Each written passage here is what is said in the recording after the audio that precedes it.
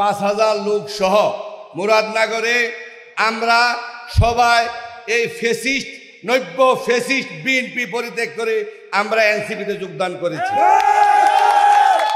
প্রিয় ভাইয়েরা, আপনারা জানেন এক ফ্যাসিস্ট হলো হাসিনা, আমরা দ্বিতীয় ফ্যাসিস্ট এখন বিএনপি, এবং তৃতীয় ফ্যাসিস্ট হলো মুরাদনগরে যে বিএনপির প্রার্থী আলহাজ হাজী কাজী শাহ মোফাজ্জল হোসেন সাহেব। এই তৃতীয় ফ্যাসিস্টের জ্বালায় আমরা অতিষ্ঠ হয়ে হামলা মামলা বিভিন্নভাবে অত্যাচারিত নির্যাতিত হয়ে মব সৃষ্টি করে, আপনারা জানেন এরকম বিভিন্ন অপকর্মের কারণে আমরা সবাই এনসিপিতে যোগদান করিয়াছি। কিছুদিন আগেও এক মহিলা সহ 3 জন হত্যা হয় এবং রামচন্দ্রপুরে আরেক লোক হত্যা হয়, তারপরে দাররা হত্যা হয়। এই হত্যার মব সৃষ্টিকারী কারা আমরা জানতে চাই। তার জন্য আমরা মনে করি বাংলাদেশে সৎ নির্বিচার এবং সততার পরীক্ষায় এনসিপি উত্তীর্ণ। তাই কেন উত্তীর্ণ? 24-এর গণ অভ্যুত্থানে হাজার হাজার ছাত্র মৃত্যু এবং হাজার হাজার ছেলের পঙ্গুত্ব বরণের মাধ্যমে আজকাল ছাত্ররা একটা নতুন বাংলাদেশ গড়ে তুলেছে। তো এই একটা ফেসিস্ট চলে গেছে, আর একটা ফেসিস্ট যদি তাড়ানোর ব্যবস্থা করেন তাইলে আমরা নতুন বাংলাদেশের স্বাদ পাব। এই নতুন বাংলাদেশের স্বাদ পেতে হলে আমরা সবাই ঐক্যবদ্ধভাবে এনসিপির পক্ষে কাজ করতে হবে। তাই ভাইয়েরা, আমি বলতে চাই আপনারা সবাই ঐক্যবদ্ধভাবে সততার সাথে আমাদের এনসিপির যে নেতৃবৃন্দ আছে তাদের হাতকে শক্তিশালী করতে হবে।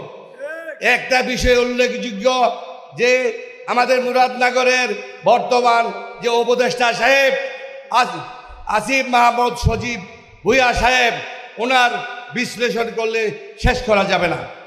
তাই ভাইয়েরা, আপনারা জানেন এই বাংলাদেশের 24-এর মহানায়কের মধ্যে আসিফ সাহেব সর্বাপেক্ষা সর্বোৎকৃষ্ট। তাই আমরা বলতে চাই এই আসিফ সাহেবের আদর্শ, আসিফ সাহেবের কল্যাণ, আসিফ সাহেবের কাজ সমস্ত কিছু বিবেচনা করে আমরা আসিফ সাহেবের সাথে যোগদান করিয়াছি।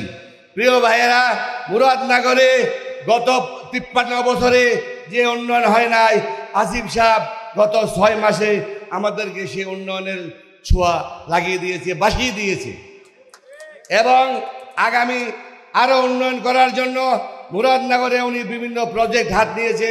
আমরা মুরাদনগর মানুষ অত্যন্ত কৃতজ্ঞ।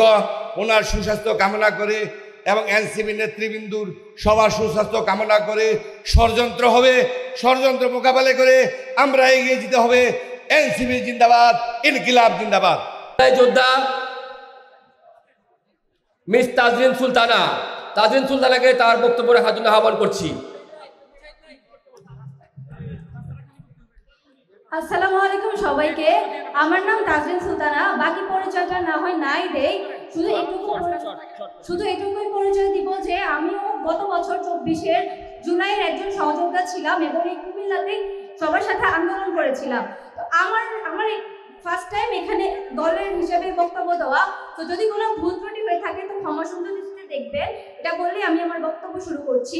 তো আমি বেশি বলবো না, আমি জাস্ট একটা কথাই বলতে চাই যে মিডিয়ার জন্য, মানে যে মিডিয়াকে আমরা মুক্ত করতে চেয়েছিলাম আন্দোলনের মাধ্যমে, সেই মিডিয়া কি আদৌ মুক্ত হয়েছে? মিডিয়া ভাইদের কাছে আমার এই প্রশ্ন রয়ে গেল। কারণ 6 দফা আন্দোলন হওয়ার পরও কালকে যখন মাইলস্টোনে সবকিছু মেলানো হয়েছিল, তারপরে ছেলেমেয়েরা কেন রাত্রেবেলা আবার আন্দোলন যায়?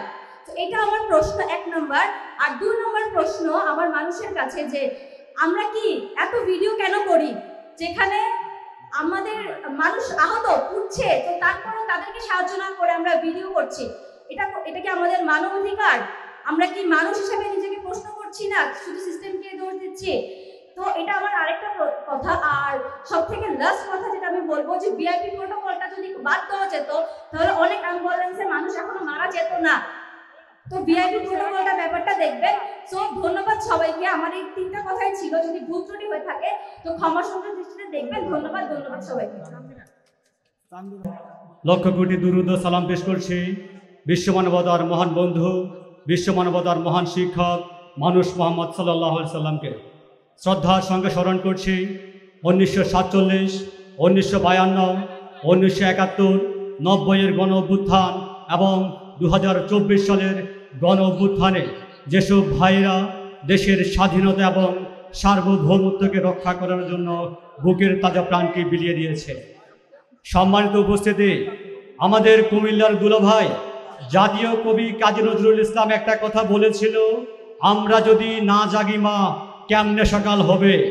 কুমিল্লাবাসী কি ঘুমিয়ে গেছে? কুমিল্লাবাসী কি ঘুমিয়ে গেছে?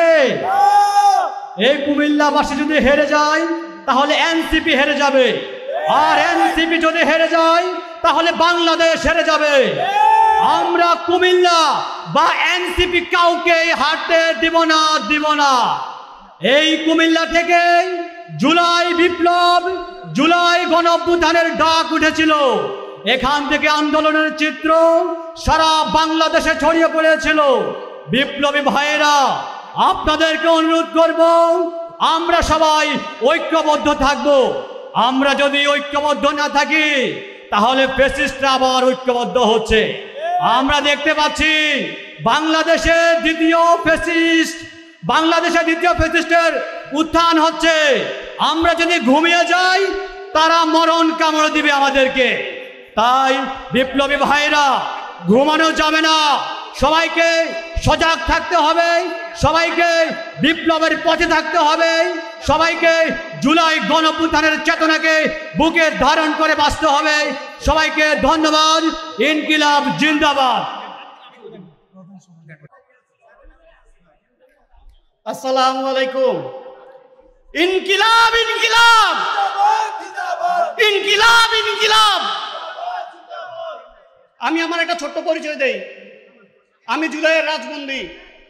আজ থেকে ঠিক 1 বছর আগে 23 জুলাই 2024 বিকাল 5টায় আমাকে ফ্যাসিস্ট পুলিশ অ্যারেস্ট করে নিয়ে যায় সোনারগাঁ থানার। আজকের দিনটা আমার জন্য ছিল একটা আনন্দঘন দিন। আজকের দিনে আমি আনন্দ করার একটা প্ল্যান করেছিলাম, কিন্তু না, আজকের দিন আমাদের করতে হচ্ছে শোক। এই যে আমাদের সামনে একটি বিমান দুর্ঘটনায় আমাদের এতগুলো ছোট ভাই বোন মারা গেল, এতজন আহত হলো, এতগুলো বাবা মা তার সন্তান হারালো, এর দায় কার? একবার কি প্রশ্নটা আমরা করেছি? এই বিমানটা কে কিনেছিল? এই বিমানের তত্ত্বাবধানে কে আছে? কোন অফিসার, কোন কর্মকর্তা আজও পর্যন্ত এই বিমানটাকে আকাশে উড়াচ্ছে? এই প্রশ্ন কি আমরা করেছি? আমি শুধু আজকে এই একটা কথা বলেই শেষ করব। আমরা যদি ক্ষমতায় আসি, আমরা যদি কখনো বাংলাদেশ চালাই, তাহলে আমরা প্রত্যেকটা লাশের হিসাব নিব। 50,000 টাকা, 1 লাখ টাকায় আমরা লাশ বিক্রি করব না। যতক্ষণ পর্যন্ত বিচার না হবে ততক্ষণ পর্যন্ত আমরা রাজপথ ছাড়ব না। এই শক্তি আমরা শক্তিতে পরিণত করব। ইনকিলাব ইনকিলাব।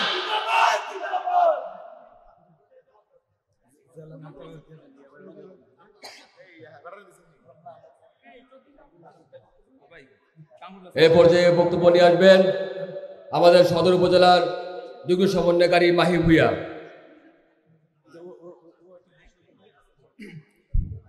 আসসালামু আলাইকুম কুমিল্লাবাসী।